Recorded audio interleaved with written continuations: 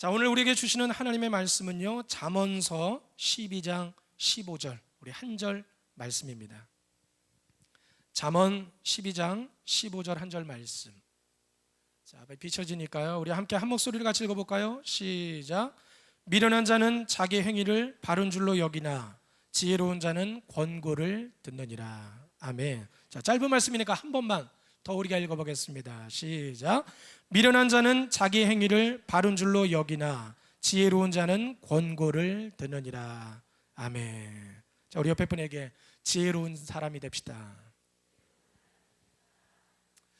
자, 그저께 6월 4일 날은 우리 나라의 지방자치 우리 단체장을 뽑는 그런 선거가 있는 날이었죠. 그러니까 그날부터 이렇게 쭉 연휴가 이제까지 계속 되어지고 주일까지 이어져 가지고 지금도 제가 이렇게 연락을 받기를 지방에 가시거나 또 다른 데 여행을 가신 분들이 굉장히 많다고 들었습니다. 오늘도 다른 데 가지 아니하고 하나님 앞에 예배하는 자리, 은혜의 자리에 나오신 여러분들이 가장 복된 줄로 믿습니다.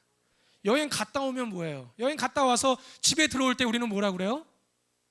역시 집이 최고다. 집이 최고인데 뭐하러 딴 데를 가? 그죠? 집보다 근데 더 좋은 데가 어디예요? 우리가 사람이 사는 집 말고 하나님이 사는 집, 하나님의 집이 최고로 좋은 집인 줄로 믿습니다. 그래서 오늘 여러분들이 복되신 거죠. 오늘도 여러분들을 예비하신 하나님의 은혜가 여러분들 한 분 한 분에게 충만하게 임하실 줄로 믿습니다. 자, 우리가 이 투표를 하면서 여러분들이 투표 다들 하셨죠? 여러분들이 투표하신 분들이 뽑히셨나요? 쪽집게가지고 이렇게 또 딱딱 나는 될 사람만 뽑아 그러면서 혹시 뽑으신 분들 계신지 모르겠어요. 저는 도지사 됐어요. 뽑았는데 이렇게 몇 명은 됐는데 또 몇 명은 안 되고. 근데 누가 되고 누가 안 된 게 중요한 게 아니죠. 우리가 한창 막 선거할 때에는 공약을 막 별의별 황금 공약을 얼마나 많이 내놓습니까? 내가 이 시민의 앞치마가 되겠습니다. 행주가 되겠습니다. 그런 식으로 공약해 놓고는 나중에 시간 지나면 어떻게 돼요? 다들 하는 말이 그놈이 그 X라고 그런 말을 할 때가 많죠. 우리가 투표를 하고 뽑은 것도 중요하지만 그분들을 위해서 우리가 기도해 주는 게 너무너무 중요할 줄로 믿습니다. 6월이 특별히 오늘이 이제 현충일이었지만 6월이 호국 보훈의 달이죠. 그래서 우리 꿈의 교회에서 6월의 주제를 뭐라고 정했어요? 무궁화 꽃이 피었습니다. 왠지 뭔가 이렇게 눈을 가리고 게임을 해야 될 것 같은 그런 마음이 들지만 무궁화 꽃이 피었습니다. 우리의 마음에 또 우리의 가정에 우리의 교회에 이 나라 이 민족을 생각하면서 정말 기도하는 그런 무궁화 꽃이 우리 안에 피어야 된다는 거죠. 나라에 대해서 마음에 안 드는 것이 있어도 그래도 나라가 없으면 우리도 사실은 없는 거죠. 그래서 어쨌든지 간에 우리가 이 나라 대한민국에 살고 있기 때문에 나라를 위해 기도하는 우리 모두가 되어야 될 줄로 믿습니다. 특별히 일주일 뒤면 또 월드컵이 또 시작될 텐데 아마 기다리는 분들 아마 많으실 거예요. 우리가 또 대한민국을 또 외칠 텐데 늘 여러분들이 어느 상황에서든지 나라를 위해 기도하는 우리 모두가 되어야 될 줄로 믿습니다. 자, 미국 유머 가운데 이런 유머가 있어요. 어떤 할아버지가 세상을 떠나실 때가 됐습니다. 그런데 자기가 예수님을 믿기는 믿었는데 아무리 생각해도 내가 죽은 다음에 천국에 갈 수 있을 것 같다는 확신이 들지를 않는 거예요. 이거 내가 죽을 날이 다가왔는데 내가 어떻게 천국에 갈 수 있을까 고민을 굉장히 많이 하고 있는데 한 번은 교인들이 이 할아버지가 입원해 있는 병원에 신방을 오셨습니다. 신방으로 온 대원들을 쭉 보더니 할아버지가 두 사람을 불렀어요. 한 분은 누구냐면 정치를 하시는 집사님, 또 한 분은 변호사로 일을 하시는 집사님을 불렀어요. 그러더니 집사님, 정치를 하는 집사님에게 집사님이 정치를 하시니까 제 오른손을 좀 잡아주십시오.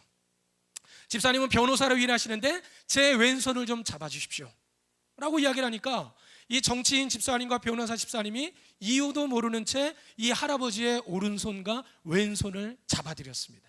그러자 할아버지가 두 눈을 감고 이렇게 기도를 하시더라는 거죠. 주님, 이제 저도 예수님처럼 두 강도 사이에서 세상을 떠나게 되었나이다. 나를 불쌍히 여겨 주시옵소서. 그러고 기도를 하더라는 거죠. 우리 정치하는 분들 또 우리 변호사 하시는 분들 모르겠어요. 여기도 또 정치나 변호사 하시는 분들 계실지 모르겠지만 우리가 이렇게 말을 좀 많이 하다 보니까 때로는 실수를 할 때도 많고 또 약속을 한 것을 지키지 못할 때도 많죠. 바라기는 우리가 그분들이 공약하신 것들, 약속하신 것들을 잘 지킬 수 있도록 기도하는 이번 한 달 되시기를 간절히 축원합니다. 자, 성경 곳곳을 보면요, 말을 많이 하지 말라고 그랬어요. 말에 실수가 없는 자라야 온전한 자다. 그러니까 혀에다가 재갈을 먹이고 말을 차라리 많이 하지 않는 게 좋다라고 이야기를 했어요. 저는 그 말씀을 읽을 때마다 얼마나 마음이 무거워지는지 몰라. 왜요? 제가 하는 일이 뭐예요? 말을 하는 일이 제 일이에요. 물론 사람의 말을 하는 게 아니라 하나님의 말씀을 전달하는 일을 하고 있지만 어쨌든 간에 입만 열면 뭔가 말을 해야 돼. 안 하고 싶은데도 어떨 때는 정말 일주일에 얼마나 많은 이 말을 해야 되는지 모릅니다. 오늘도 이 강단에 서서 또 뭔가 말을 하려고 하다 보니까 마음이 무거워져요. 부담이 돼. 바라기는 이 시간도 여러분들이 들으실 때 저도 똑같이 부족한 사람이죠. 그저 사람의 말로 듣지 마시고 저를 통해 말씀하시는 하나님의 음성으로 들으시는 그런 여러분들 되시기를 간절히 축원합니다. 저는요, 오늘 말씀을 통해서 지혜로운 사람과 어리석은 사람에 대한 이야기를 함께 나눠보려고 그래요. 자, 지혜로운 사람과 어리석은 사람. 여러분들은 어떠십니까? 여러분들 스스로가 지혜로운 사람이라고 생각하십니까? 어리석은 사람이라고 생각하십니까? 혼자 한번 대답해 보세요. 자, 대답이 됐으면 옆에 분에게 한번 물어보시죠. 당신은 지혜로운 사람입니까? 어리석은 사람입니까? 뭐라 그래요? 대답을 한번 해보시죠. 네. 자, 오늘 말씀해 보면요, 지혜로운 사람은 어떤 특징이 있고 어리석은 사람은 어떤 특징이 있는지가 나와요. 그러니까 여러분들이 나는 지금 내가 지혜로운 사람인지 어리석은 사람인지 잘 모르겠다, 설교가 끝날 때쯤 되면 여러분들을 스스로 판단하실 수 있을 거예요. 자, 그런데 우리가 보통 사람을 이제 이야기할 때 동물에다가 비유해서 이야기를 할 때가 있어요. 가령 많이 먹는 사람, 그럼 뭐에다 비유해요? 이 돼지에다 비유하죠. 되게 지저분해. 지저분하면 뭐에 비유해요? 개에다가 비유할 때도 있고 이런 여러 가지에다 비유할 때가 있죠. 자, 그러면 미련한 사람, 미련하면은 떠오르는 동물 뭐가 있을까요? 누가 가르쳐주지도 않았는데 곰. 우리는 그냥 곰이라고 안 그러죠? 미련, 곰탱이. 혹시 어렸을 때 별명이 미련 곰탱이셨던 분 안 계시죠? 자, 왜 미련하면은 곰을 떠올릴까? 저는요, 아이들하고 이렇게 어린이 대공원이나 에버랜드나 이런 놀이동산을 가봅니다. 그러면요, 버스를 타고 이렇게 동물원에 들어가는 그 사파리 있죠? 가보셨습니까? 그 동물원에 가면은 곰 사파리가 있잖아요. 그러면 가보면요, 도대체 누가 이 곰을 미련하다고 했는지 이해가 안 돼요. 얼마나 똑똑한지. 버스 운전기사가 일어나 그러면 일어나고, 건빵 던져주면 얼마나 잘 먹는지, 그리고 발 들어 그러면 발 들고 얼마나 이거 잘하는지 몰라요. 또 어렸을 때 제가 서커스를 구경 갔던 적이 있었는데 곰이 자전거 타는 거 보셨어요? 4발 자전거 말고 2발 자전거, 어떨 때는 바퀴 하나 달린 거 얼마나 잘 타요. 여러분들 타세요? 못 타시죠? 우리는 곰보다 어떻게 된 거예요? 못한 사람이죠. 그래서 곰을 보면 사람들은 흔히 미련 곰탱이라는 말을 하는데 왜 이 곰에다가 그 미련이라는 그 수식어가 붙었는지 모르겠어요. 그냥 주변에서 보면 굉장히 똑똑합니다. 그래서 어느 날 가만히 미련 곰탱이라는 말이 어느 날 꽂혔는데 궁금해지더라고요. 그래갖고 인터넷을 한번 뒤져봤습니다. 왜 미련하면은 곰탱이를 갖다 붙일까요? 그리고 검색을 해봤어요. 그랬더니 초등학생의 대답부터 시작해서 얼마나 많은 대답이 인터넷에 있는지 몰라요. 그 중에 제가 마음에 와닿는 대답이 2가지가 있더라고요. 첫째는 뭐냐면 곰이 싸우는 모습을 보고 곰은 미련하다는 얘기를 한대요. 자, 요즘은 그런 일을 볼 일이 없지만 옛날에 이런 외국 아프리카나 이런 데 보면은 호랑이하고 곰이 싸울 일이 있어요. 그러면 어떻게 싸우느냐? 호랑이는 곰을 향해서 직접 달려든다는 거죠. 이빨과 또 이 발톱으로 직접 호랑이에게 달려들어서 막 물어뜯고 막 싸운다는 거예요. 근데 곰은 어떻게 싸우느냐? 직접 싸우지를 않는데요. 곰은 등치가 좋고 힘이 세니까 옆에 있는 나무를 뿌리채 뽑아버린대요. 그리고는 그걸 가지고 힘 자랑을 하는 거야. 또 옆에 바위가 있으면 바위를 들어가고 막 드는 거야.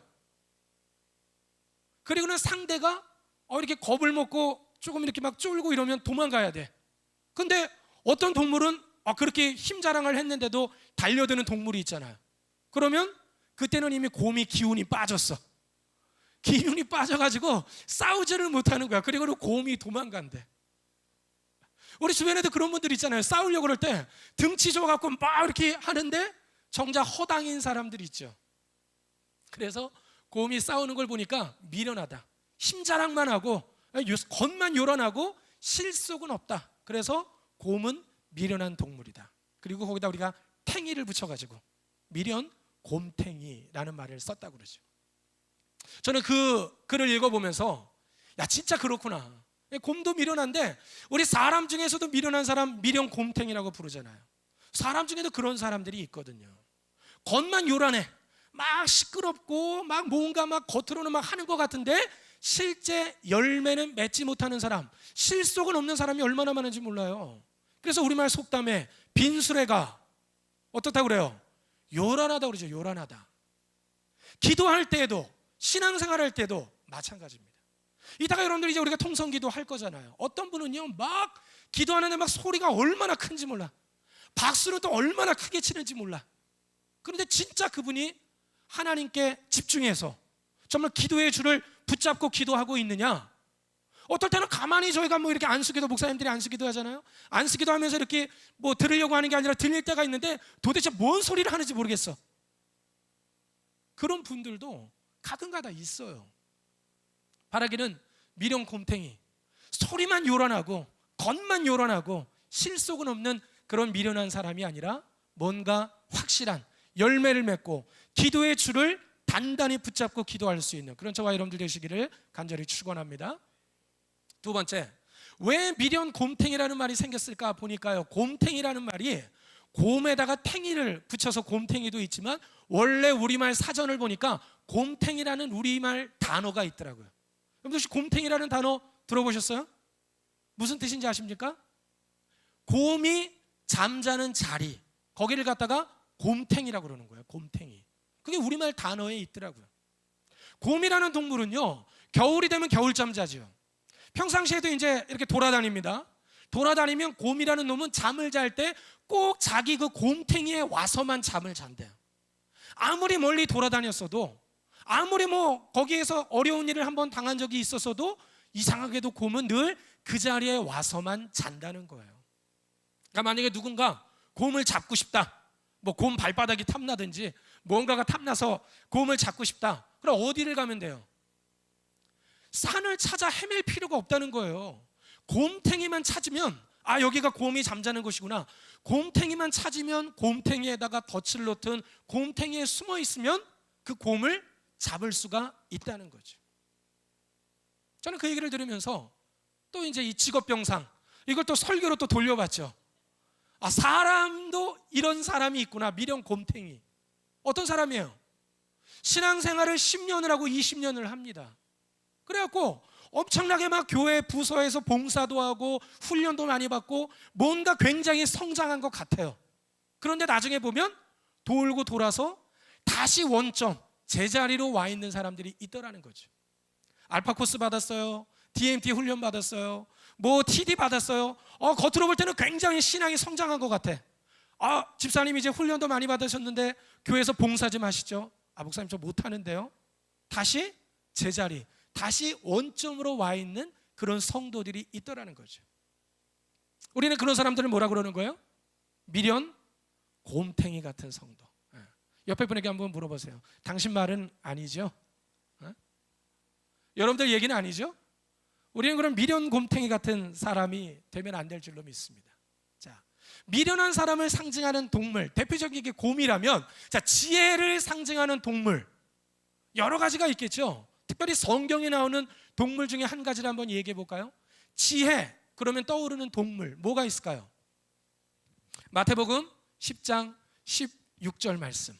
자, 자막에 비치는데 우리 한번 같이 읽어볼까요? 시작. 보라, 내가 너희를 보냄이 양을 이리 가운데로 보냄과 같도다. 그러므로 너희는 뱀같이 지혜롭고 비둘기같이 순결하라. 자, 뭐같이 지혜로우라고요? 뱀같이 지혜로워라. 저는 성경을 읽을 때마다 이 말씀을 읽으면 뭔가 마음이 그렇게 유쾌하지가 않아. 뱀 그러면 느낌이 어때요? 별로 좋지가 않잖아요. 뱀 하면 떠오르는 상징이 뭐예요? 사단. 사단이 원래 뱀의 형태로 많이 나타나지 않습니까? 근데 예수님은 왜 굳이 우리에게 또 제자들에게 뱀처럼 지혜로우라고 말씀하셨을까? 이거는 이스라엘 민족뿐만 아니라 그 고대 근동, 그 중동 지역에서 뱀에 대해서 어떤 생각들을 가지고 있었는지를 보면 우리가 알 수가 있는데, 그림을 하나 보여드릴게요. 자, 저 그림 무슨 그림인지 혹시 아시나요? 자, 여러분이 보시기에 오른쪽에 있는 그림, 그건 무슨 그림이냐? 혹시 여러분들 WHO 들어보셨습니까? 세계보건기구. 우리 뭐 먹는 거, 뭐 의약품 이런 모든 것들은 이 WHO 세계보건기구에 이게 인정을 받아야지만 수입도 되고 우리가 먹을 수 있는 거죠. 그 WHO의 그 휘장이 바로 여러분들 보시기에 왼쪽에 있는 그림이에요. 그 그림에 보니까 어때요? 세계 지도가 있고 가운데 지팡이가 있고 가마 올라가는 게 뭐예요? 뱀이죠, 뱀. 여러분들 보시기에 오른쪽에 있는 그림에는 뭐라고 써 있어요? 대한의사협회. 대한의사협회 로고예요. 거기도 보면 가운데 지팡이가 있고 가마 올라가는 게 있는데, 저 가마 올라가는 게 뭐냐면 그것도 역시 뱀입니다, 뱀. 자, 뱀은요 옛날부터 어떤 의미로 사용됐냐면, 뭔가 이 껍질을 벗는 그런 특성 때문에 그랬는지 모르겠지만, 이 뱀이라는 동물은 치유를 상징하고 또 뭔가 굉장히 지혜로운 동물을 뜻할 때 이 뱀을 이야기했다는 거죠. 제가 책을 읽다 보니까 우리 이제 미국의 그 강철왕 데일리 카네기가 있죠. 그 데일리 카네기가 책에서 뱀에 대해서 이런 이야기를 썼더라고요. 제가 한번 읽어 드릴게요. 자, 데일리 카네기가 뱀에 대해서 이런 얘기를 썼습니다. 뱀은 소리도 없이 슬슬 위험에서 물러나가며 먹을 것을 잡고 사냥을 할 때에는 한 번 겨냥하기만 하면 상대는 자유를 잃고 만다. 함부로 사람 눈에 띄일 곳엔 자태를 나타내지 않으며 소리도 내지 않고 노래도 하지 않는다. 묵묵히 자기의 할 일만 한다. 조그마한 일도 떠들썩하게 하고 자기를 한층 더 드러내려고 하는 사람은 반드시 재난이나 장애물을 만나게 된다. 그러니 뱀처럼 지혜롭게 산다면 인생을 갑절로 살 수 있을 것이다. 자, 카네기가요 그 책에서 뱀에 대해서 이야기하는데 한마디로 이런 거예요. 뱀은 소리 없이 강한 동물이다. 먹이를 놓고 봤을 때 뱀이 부산하게 요란하게 다가가지 않는다는 거예요. 조용하게 숨어서 싹 다가가더니 먹이가 앞에 있을 때 확 달려들어서 먹이를 낚아채는 거죠. 또 자기에게 어떤 위험이 다가왔을 때 막 요란하게 도망가는 게 아니에요. 슬그머니 쓱 하면서 뱀이 도망을 가는 거예요. 아까 곰하고 미련 곰탱이하고 조금 차이가 있죠. 미련 곰은 막 요란하고 시끄럽고 막 부산하게 막 하지만 실속은 없고, 뱀은 조용히 다가가서 한 번에 먹이를 움켜 잡는다는 거예요. 그래서 우리 카네기는 뱀처럼 인생을 지혜롭게 살면 인생이 행복해진다라고 이야기합니다. 우리 성도들도 그런 것 같아요. 우리도 신앙생활을 해나갈 때 우리도 뭔가 막 요란하게 하고 막 시끄럽게 하고, 물론 기도도 어떨 때는 막 통성으로 기도하고 큰 소리 내서 기도하는 것도 필요하겠지만, 어떨 때는 정말 소리 없이 강한, 조용하게 묵묵히 우리의 할 일, 또 묵묵히 우리의 자리를 지킬 줄 아는 사람, 그런 사람이 지혜로운 사람인 줄로 믿습니다. 우리 옆에 분에게 인사해 볼 때 뱀처럼 지혜로운 사람이 됩시다. 자, 오늘 지혜를 상징하는 동물 뱀, 미련함을 상징하는 곰에 대한 이야기를 한번 간단하게 말씀을 드려봤는데요. 자, 오늘 본문 짧은 말씀이었기 때문에 우리 다시 한번 그 본문을 한번 읽어보면요. 자, 한번 읽어보겠습니다. 시작. 미련한 자는 자기 행위를 바른 줄로 여기나 지혜로운 자는 권고를 듣느니라. 자, 미련한 사람과 지혜로운 사람에 대해서 짧은 한 문장으로 그 특징을 설명하고 있어요. 지혜로운 사람과 미련한 사람의 차이, 어떤 차이가 있다는 거예요. 다른 사람의 말에 얼마나 경청해서 그 말을 듣느냐 안 듣느냐. 어리석은 사람은 다른 사람의 말을 잘 귀담아 듣지 않는다는 거예요. 지혜로운 사람은 다른 사람의 권고를 잘 귀담아 듣는다는 겁니다. 여러분들은 어떠세요? 다른 사람의 말에 귀를 잘 기울이시는 편이십니까? 귀를 잘 안 기울이는 편이십니까? 자, 얼마 전에 제가 운전을 하고 가는데 라디오를 틀었어요. 제가 저녁 6시만 되면 즐겨 듣는 라디오 방송이 하나 있거든요. 아나운서 이금희 씨가 방송하는 그 방송인데, 하루는 그 방송을 듣는데 오프닝 멘트에서 이런 이야기를 하더라고요. 만일 여러분들 주변에 힘들고 어려운 일을 당한 사람이 있으면 그 사람한테 이렇게 말하는 사람이 있다는 거예요. 거봐, 내가 뭐라고 그랬어? 내가 그럴 줄 알았어 라고 말하는 사람이 있는데, 힘들고 어려운 일을 당했을 때 그렇게 말하지 말고 조용히 가서 어깨에다가 손을 얹어주고 그 사람의 아픔에 같이 동참해줘라 라는 그러한 이야기를 하더라고요. 이 얘기가 맞는 얘기예요? 틀린 얘기예요? 만일에 여러분들이 힘들고 어려운 일을 당했어. 근데 여러분의 셀리더나 누가 와가지고 거봐 내 그럴 줄 알았어. 근데 내가 뭐라고 그랬어? 내 말을 들었어야지. 그렇게 누군가 여러분들에게 말을 한다면 여러분들 마음이 어떠실 것 같아요? 콱 이러고 싶죠? 그죠? 뭔가 마음이 안 좋을 거예요. 근데 내가 힘들고 어려운 일을 당했을 때 누군가 옆에 와서 같이 이렇게 어깨에다 손을 탁 얹어주고 힘들지, 힘내, 기운내 라고 말해준다면 얼마나 용기가 생기고 좋을까요? 자, 운전을 하면서 제가 그 얘기를 들었는데 처음에는 저도 그렇게 들었어요. 근데 운전을 하면서 이렇게 계속 가는데 그 말이 계속 저한테서 떠나지 않고 계속 머리에서 돌고 도는 거예요. 뭐가 돌았냐? 그 사람은 왜 그랬을까? 그 사람은 왜 그랬을까? 옆에 있는 사람이 미리 그 사람이 하는 걸 보고 뭔가 잘못된 어떤 행동을 했기 때문에 이거 이렇게 하면 안 돼. 이거 이렇게 하면 너 큰일 난다. 너 이런 일 당한다 라고 옆에서 얘기해 줬을 텐데 왜 그 사람은 그 얘기를 듣지 않고 그런 일을 당했다가 어려운 일을 만났을까? 갑자기 그런 생각이 들더라고요. 왜 그러냐면 저희가 목회를 하다 보면 그런 일을 경험할 때가 많거든요. 우리 성도님들 가운데 먹고 사는 게 굉장히 바빠요. 막 그냥 세상적으로 바쁘다 보니까 신앙생활을 게을리하는 사람이 있어. 그럼 저희가 신방을 가요. 그런 분들에게 뭐라고 얘기해 줘야 되겠습니까? 집사님, 세상으로만 너무 이렇게 돌고 하나님 앞에 예배하는 거 소홀히 하면 큰일 나. 하나님한테 혼난다고, 벌 받는다고 이야기해 줄 거 아니에요. 그런가 하면 자기를 막 먹고 입고 하는 데는 막 흥청망청 돈을 막 써. 그런데 11조도 안 하고 하나님 앞에 예물 하나 드리는 게 없어. 그럼 그런 사람한테 목회자가 가서 뭐라고 얘기를 해줘야 돼요? 집사님, 이 물질은 하나님이 주신 거니까 하나님께 돌려드릴 것은 돌려드리고 신앙생활을 해야지, 이거 이런 식으로 하나님 앞에 드려야 될 것까지 싹 나 자신을 입고 즐기는 데 써버리면 나중에 큰일 난다고 얘기해 줄 거 아니에요. 기도 안 하는 사람에게는 기도하라고 얘기하고 사랑하지 않는 사람에게는 사랑하라고 이야기합니다. 그러면 성도님들은 대개 두 가지 반응으로 나타나는 거예요. 목회자들이 가서 그런 이야기를 하면 그 얘기를 듣고 순종해서 바로 고치는 분이 있어요. 예배 안 나오면 안 된다고 얘기하니까 바로 그 주부터 예배 나오는 분이 있어요. 11조 해야 된다고 얘기하니까 바로 그 주부터 11조 하는 분이 있어요. 힘들고 어려워 고난을 당했는데도 기도 안 하는 분이 있어서 새벽부터 나와서 기도하자고 얘기했더니 바로 다음날 새벽부터 나오는 분들이 있어요. 그런 분들은 어떻게 되겠어요? 결국에는 노란불이 들어왔을 때, 경고의 사인이 들어왔을 때 그런 목회자를 통해서 주시는 하나님의 말씀을 듣고 순종했기 때문에 금방 그 문제가 해결될 수 있다는 거죠. 그런데 목회자가 가서 경고를 하고 뭔가 하나님의 말씀을 전하면서 이렇게 하면 안 된다라고 이야기했는데도 그것을 무시하고 빨간불에도 계속 앞으로 질주하는 분들 어떻게 될까요? 그런 일을 안 만나면 좋겠지만 실제로 그런 식으로 계속 주의를 무시하고 또 하나님 앞에 드릴 11조를 떼먹고 또 기도 안 하고 봉사 안 하고 섬기지 않고 그러다가 정말 큰일 당하는 분들이 얼마나 많은지 몰라요. 그럴 때는 정말 옆에 가갖고 한마디 해주고 싶어. 거봐 집사님 내가 뭐라고 그랬어? 말할 때 들었어야지 왜 경고할 때 안 들어갖고 이런 일을 당했냐고.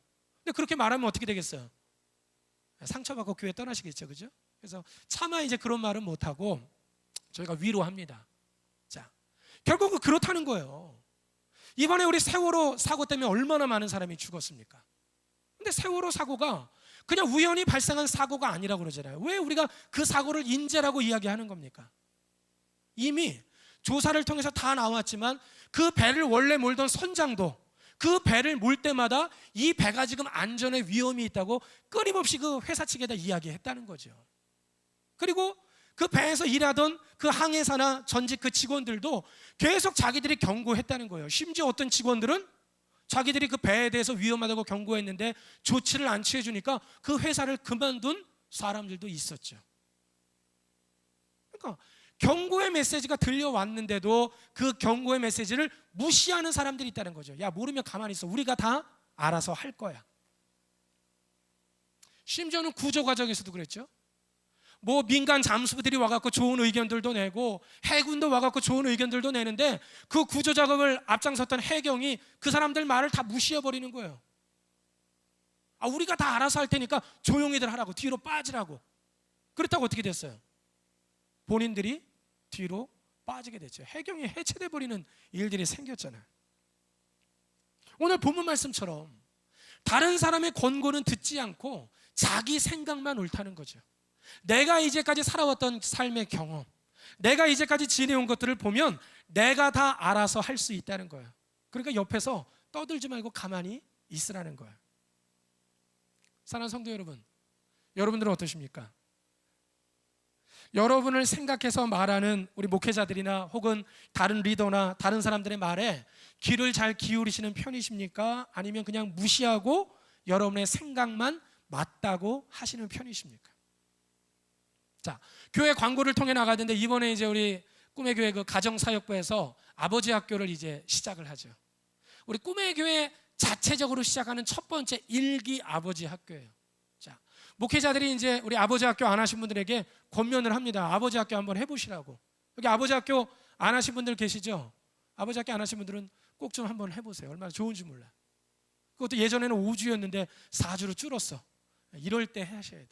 자, 아버지 학교 하라고 권하죠? 그러면 안 하는 분들 가운데 상당수는 이렇게 얘기합니다. 아유, 목사님, 저는 이미 좋은 아버지라고. 자기는 이미 잘하고 있대. 나 같은 아버지가 없는데 거기 가서 뭘 더 배우니? 그렇게 말씀하신 분들 여기 계세요, 안 계세요? 여기도 어쩌면 계실지 모르겠어요. 왜냐하면 저도 그런 때가 있었어요. 아버지 학교 해야 된다고 그래서 나 같은 아버지가 어디 있다고 나를 또 거기다 집어넣으려고 하냐고. 나는 안 한다고 빼고 빼다가 꿈의 교회 와서 붙잡혀갖고 했어요.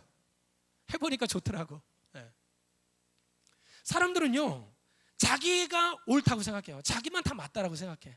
그러다 보니까 남의 말에 잘 귀를 안 기울일 때가 많아요. 어른들은 어른들대로 내가 지금까지 살아온 세월이 얼마인데 네가 지금 그런 얘기를 하냐. 어른들은 어른들대로 남의 말을 무시합니다. 자녀들은 또 어때요? 청년들은 엄마 아빠가 얘기하면 엄마는 알지도 못하면서 그런 소리 한다고, 내가 다 알아서 한다고 그러고 그 말을 무시해버릴 때가 있어요. 동시문학상을 받기도 했던 우리 동시 작가 가운데 김미애 씨가 있는데 그분이 쓰신 동시 가운데 이런 동시가 있어요. 제목이 말이 안 통해 라는 동시예요. 내용을 한번 제가 읽어볼게요. 엄마, 토끼가 아픈가 봐요. 쪽지 시험은 100점 받았어? 아까부터 재채기를 해요. 너 숙제는 했니? 당근도 안 먹어요. 가서 일기부터 써라. 대화가 어때요? 여러분들 집에서 하는 대화 아니세요? 자, 영국의 우리 철학자이자 대학 교수 가운데 우리 칼 포퍼라는 분이 있는데 이분이 열린 사회와 그 적들이라는 책에서 이렇게 이야기를 합니다. 우리의 어떤 주장이 과학적인 타당성을 지니려면 내 주장이 틀릴 수도 있다는 사고의 개방성을 가져야 된다. 이 시대가 건강해지고 자기가 주장하는 게 어떤 타당성을 얻으려면 내가 주장하는 게 틀릴 수도 있다라는 생각을 가져야지만 정말 자기의 주장이 타당성을 받을 수 있다는 거예요. 내 생각이 틀릴 수 있다고 생각해야지 다른 사람의 말에 귀를 기울일 수가 있는 거죠. 또 다른 사람에 대해서 개방성을 가진 사람만이 열린 사회를 만들 수가 있다는 거예요. 저는 이 글을 읽으면서 교회 공동체도 마찬가지라는 그런 생각이 들었습니다. 교회 가운데는요, 폐쇄적인 교회가 있어요. 닫혀있는 교회가 있습니다. 이런 교회는요, 절대 부흥할 수 없고 세상에 어떤 영향력도 끼칠 수가 없다는 거죠. 요즘 TV 매스컴에서 종종 우리 교회들, 특별히 대형 교회들을 이렇게 비난하는, 비판하는 그런 내용들이 종종 방송으로 나올 때가 있습니다. 저는 그런 방송들을 보면서 물론 너무 편파적인 방향으로 방송이 나가는 것 같아서 조금 마음이 언짢은 마음도 있지만, 한편으로는 전혀 근거 없는 얘기를 하는 건 아니기 때문에 뭔가 우리 교회들이 좀 각성하고 저 사회의 음성에 우리가 좀 귀를 기울여야 될 필요가 있다라는 그런 생각이 들 때가 있어요. 근데 어떤 분들은요, 무조건 그 말이 틀렸다고 닫아버려요. 그리고 그냥 우리를 내버려두라고, 우리 교회는 우리 교회가 알아서 할 거라고 교회 문을 닫아버리는 폐쇄적인 교회, 닫혀있는 교회가 있다는 거죠. 그런 교회가 세상에 어떤 영향력을 끼칠 수 있을까요? 어떤 사람들이 그 닫혀있는 교회에서 선포되는 그 메시지에 귀를 기울이겠습니까? 우리끼리 잘 먹고 우리끼리 잘해보자 라고 하는 그런 닫힌 사고를 가지고 있는 교회는 부흥을 경험하기 어렵다는 거죠. 바라기는 우리 꿈의 교회도 열려있는 교회, 우리 꿈의 교회 모든 성도들도 열려있는 성도들이 되시기를 주님의 이름으로 간절히 축원합니다.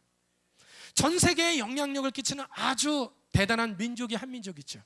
이 민족은요, 인구가 1300만 정도밖에 안 되는 자그마한 나라입니다.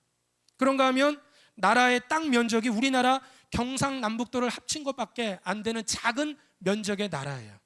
그런데도 전 세계 노벨상의 23%를 받고요, 그리고 유명한 과학자 아인슈타인, 정신분석학자 프로이드, 또 마르크스, 또 마이크로소프트사의 빌 게이츠, 영화감독 스티븐 스필버그, 이 사람들이 전부 이 나라, 이 민족 출신의 사람들이에요.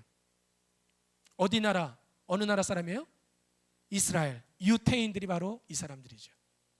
우리나라의 그 자그마한 땅덩이밖에 안 되는, 우리나라보다도 작은 땅을 가지고 있고 국민 숫자도 우리나라의 4분의 1밖에 안 돼요. 그런데도 전 세계에 얼마나 영향을 끼치는지, 전 세계 정치, 경제, 사회, 문화 모든 분야를 유태인들이 다 휩쓸고 있다는 거죠. 왜 유태인들이 세계에 이런 영향력을 끼치는 사람이 될 수 있었을까? 그것은 바로 그들의 교육에 달려 있다는 거죠. 이 사람들이 교육하는 그런 내용들을 보면요, 유태인들이 자녀 교육을 할 때는 먼저 부모가 본을 보이고 자녀들이 따라하게 만드는 교육법을 쓰고 있다는 거예요. 그래서 우리가 유태인들의 교육법을 뭐라고 그래요? 밥상머리 교육. 밥 먹으면서 보여주고 대화하고 삶을 살면서 그런 것들을 보여주는 거예요. 안식일을 빠지지 않고 예배 드리고요, 또 하루에 3번씩 기도하는 모습 그대로 보여줍니다. 금요일마다 만나를 기념하는 빵을 먹고, 또 초막절이 되면 광야로 나가서 7일 동안 거기서 텐트를 치고 거기서 살아요. 말씀대로 사는 삶을 부모가 먼저 보여주는 거예요. 그러면 자녀들은 엄마 아빠가 하는 모습을 보고 그대로 따라하게 된다는 거죠. 따라해 볼까요? 부모는 자녀들의 거울과 같습니다. 자녀들은요, 부모의 하는 모습을 보고 그대로 따라하는 거예요. 여러분들이 집에서 기도하는 모습 보여주면 아이들도 기도하는 거고, 여러분들이 집에서 다투고 싸우는 모습 보여주면 아이들도 다투고 싸우는 거예요. 근데 유태인들의 교육은 철저하게 부모가 먼저 본을 보이는 교육인데, 밥상머리 교육의 그 첫 출발점은 어디서 시작하냐면 대화하는 법을 가르친다는 거죠. 아이들로 하여금 부모의 말에 귀를 기울이게 하는, 그리고 다른 사람들의 말에 귀를 기울여서 경청하게 하는 법들을 가르친다는 거예요. 그리고 자신의 뜻을 소신 있게 말할 수 있는 지혜롭게 말하는 법을 가르친다는 거죠. 그런 대화의 방법에서부터 유태인의 교육이 시작된다는 거예요. 그러다 보니까 우리나라 사람들은 자녀를 교육할 때 좋은 대학 가는 법, 좋은 고등학교 가는 법, 출세하는 법, 이런 법들을 가르치는데, 유태인들 부모들은 자녀들에게 의미 있게 사는 법, 하나님의 뜻대로 사는 법을 가르치다 보니까 유태인들이 적은 민족이만 세계에 영향력을 끼치는 민족이 될 수 있었다라고 하는 그런 말씀입니다. 성경을 봐도 어떤 사람이 하나님의 축복을 받았는가 보면 하나님의 말씀에 귀를 기울이는, 귀가 열려있는 사람이 복을 받은 줄로 믿습니다. 아브라함과 같은 사람은 어디로 가야 되는지도 몰라요. 하나님이 무조건 본토 친척 아비집을 떠나라고 말씀하시니까 순종하고 나아간 거예요. 여호수아는요, 이스라엘 민족 끌고 가나안 땅을 가는데 여리고 성이 그 앞을 가로막고 있습니다. 그런데 뭘 어떻게 싸우는지도 모르는 채 하루에 한 바퀴씩 돌리니까 그냥 도는 거예요. 돌고 나서 마지막 날 7바퀴 돌고 소리 한번 지르니까 여리고 성이 무너져 버리는 거죠. 따지지도 않고 묻지도 않고 순종하는 거예요. 아람 장군 나아만 문둥병이 나갖고 온몸에 힘들고 어려움이 있었죠. 엘리사 선지자가 나가서 요단강 물에 7번 몸을 담그고 씻으라니까, 아니 어떻게 나와보지도 않고 나한테 그런 걸 시키냐고 그냥 자기 나라로 돌아가려고 그랬어요. 그때 나아만 장군의 부하 하나가 이야기를 하는 거죠. 아니, 지금 여기 뭐 하라고 여기 왔습니까? 지금 몸이 그 문둥병을 고치려고 온 건데 어떤 명령을 해야지 순종하시겠습니까? 그냥 일단은 순종해보라고. 몸종의 말, 자기 부하의 말에 귀를 기울일 때 나아만의 문둥병이 나을 수 있었다는 거죠. 성경을 보면 하나님의 말씀, 다른 사람들의 말에 귀가 열려져 있고 그들의 말을 들으려고 하는 사람들이 복을 받고 그들이 쓰임받았던 것을 우리는 성경을 통해 읽게 되어집니다. 그러므로 오늘 저나 여러분들은 어떻게 해야 돼요? 기도할 때, 또 삶을 살 때 다른 사람들의 말에도 우리가 지혜롭게 귀를 잘 기울여야 되지만 특별히 하나님의 말씀에 귀를 기울일 줄 아는 지혜로운 사람들이 되어야 될 줄로 믿습니다. 기도에도요, 닫힌 기도가 있고 열린 기도가 있어요. 여러분들이 하는 기도는 닫힌 기도일까요? 열린 기도일까요? 닫힌 기도는 이런 거예요. 우리 집사님 가운데 약국을 운영하시는 약사 집사님이 계셔요. 그분의 말을 들어보니까 약을 지으러 오는 환자에는 세 부류의 사람들이 있다는 거예요. 첫째는 의사한테 진찰을 받고 처방전을 들고 와서 약을 달라고 하는 환자들. 둘째는 약사한테 와가지고 자기가 이렇게 아픈데 어떤 약을 먹으면 좋겠냐고 물어보는 환자들. 세 번째는 약국에 들어오자마자 다짜고짜 무슨 약 달라고 말하는 환자들. 그래서 약사가 어디가 아프시냐고, 그럼 됐다고, 그냥 그 약 달라고, 무조건 자기가 원하는 약을 달라고 말하는 그런 환자들이 있다는 거예요. 그러면 1번 환자와 2번 환자는 의사한테 물어봤든 약사한테 물어봤든 자기 병에 대해서 자기가 잘 모르니까 물어보고 처방을 구하는 거예요. 근데 세 번째 환자는 내 병은 내가 아니까 무조건 내 약 달라는 거예요. 문제가 있는 거죠. 감기라고 다 같은 감기가 아니고 배탈이라고 다 같은 배탈이 아닌데 내 병은 내가 잘 아니까 무조건 그 약을 달라는 거예요. 우리가 기도할 때도 마찬가지입니다. 기도할 때도요, 열린 기도, 닫힌 기도. 닫힌 기도는 어떤 기도예요? 자기에게 어떤 문제가 있을 때, 자기에게 어떤 고난이 왔을 때 자기가 자기 처방을 자기 마음대로 내리는 거예요. 하나님, 저는요 이 문제가 생겼는데 이렇게 해주셔야 돼요. 무조건 이 기도 들어주셔야 돼요. 그거는요 닫힌 기도예요. 하나님한테 이렇게 자기가 알아서 다 구해놓고 꼭 그렇게 해주셔야 된다는 거예요. 열린 기도는 어떤 기도예요? 열린 기도의 대표적인 게 마태복음 26장 29절 말씀, 예수님의 기도죠. 한번 읽어볼까요? 시작. 조금 나아가사 얼굴을 땅에 대시고 엎드려 기도하여 이르시되 내 아버지여, 만일 할만하시거든 이 잔을 내게서 지나가게 하옵소서. 그러나 나의 원대로 마시옵고 아버지의 원대로 하옵소서. 이게 바로 열린 기도예요. 열린 기도. 닫힌 기도는 자기가 기도의 내용들을 다 정해놨어요. 이거 주셔야 되고 꼭 여기 이렇게 해주셔야 되고 여기 가야 되고. 근데 열려있는 기도는 예수님처럼 아버지의 원대로, 내 뜻대로 마시고 아버지의 원대로 하시옵소서. 이것이 열려있는 기도인 줄로 믿습니다. 옛날 이스라엘 민족이 가나안 땅을 향해 광야를 여행할 때 하나님께서 성막을 짓고 성막에서 이렇게 예배하라, 그리고는 제사법에 대해서 알려주신 말씀이 출애굽기, 민수기, 레위기 이런 데 많이 나옵니다. 거기 보면요, 그 성소가 있어요. 하나님 앞에 예배드리는 성소 안에 세 가지의 기구가 들어가는데 세 가지의 기구는 금촛대, 또 떡상, 그리고 분향단이 있었어요. 자, 금촛대는 그 불이 꺼지지 않도록 계속 불을 키워놔야 돼요. 떡상에는 계속 떡을 바꿔가면서 떡을 올려놔야 됩니다. 그리고 분향단에서는 향기를 계속 태워서 그 성소 안에서 향기가 끊이지 않도록 해야 돼요. 자, 그런데 중요한 건 분향단. 요한계시록 말씀에 보면 저 성막에서 피어나오는 저 향은 천사들이 나중에 가지고 올라가는데 그것은 성도들의 기도다라고 하는 그런 말씀이 나와요. 과거의 성소에서 피웠던 향은 오늘날로 말하면 성도들의 기도입니다. 근데 저기서 향을 피울 때 네 가지 향을 섞어서 피워야 돼요. 자, 어떤 향을 피웠냐? 자, 보면 첫 번째 소합향이라는 게 있어요. 소합향이라는 건 뭐냐면 히브리어로 나타푸라는 그런 단어를 쓰는데 물방울이라는 뜻이에요. 물방울. 중동 지역에 가면요, 소합나무라는 나무가 있는데 우리말로 하면 이제 떼죽나무라는 나무가 있거든요. 거기다가 흠집을 내서 이제 수액을 모으는 거예요. 그럼 방울이, 이 수액이 방울방울 뚝뚝 떨어져요. 그러면 그걸 모아서 향을 채취한 게 소합향이에요. 우리 성도들의 기도가 그래야 된다는 거예요. 물방울이 뚝뚝 떨어지듯이 우리가 눈물을 흘려서 진심을 다해 기도할 때 이 소화평은 어디 쓰였냐면 치료제로 쓰였습니다. 치료제. 오늘도 여러분들이 눈물을 흘려 간절히 기도할 때 여러분들의 영적인 육적인 질병들이 치료되는 역사가 나타날 줄로 믿습니다. 두 번째는 어떤 향을 썼냐면 나감향. 나감향이라는 건요, 나자, 감자, 이게 뭐냐면 조개 껍데기라는 거예요. 조개 껍데기. 조개 껍데기를 가루로 부숴가지고 그걸로 향을 만든 게 나감향입니다. 우리 기도가 그런 거예요. 조개 껍데기를 부수듯이 기도할 때는 나는 부서져야 돼. 내 모습이 그대로 있고 내 뜻, 내 주장이 그대로 있으면 그거는 성숙한 기도가 아니라는 거죠.